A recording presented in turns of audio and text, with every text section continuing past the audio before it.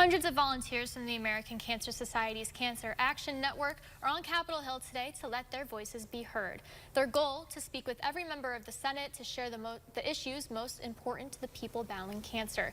The ACS is fighting to pass the Medicare Multi-Cancer Detection Screenings Coverage Act, making cancer screenings less invasive and more thorough, checking for multiple forms of cancer. John Manna, the vice chair of the American Cancer Society, spoke on the benefits of the act.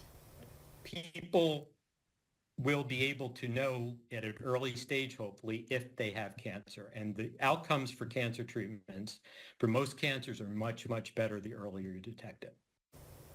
They're asking Congress to pre-approve Medicare to cover these tests. Manna says this will help a number of cancer deaths decrease and explains it is fiscally sound as well. More than 2/3 of the Congress are in support of the bill. They're hoping to seal the deal as soon as possible.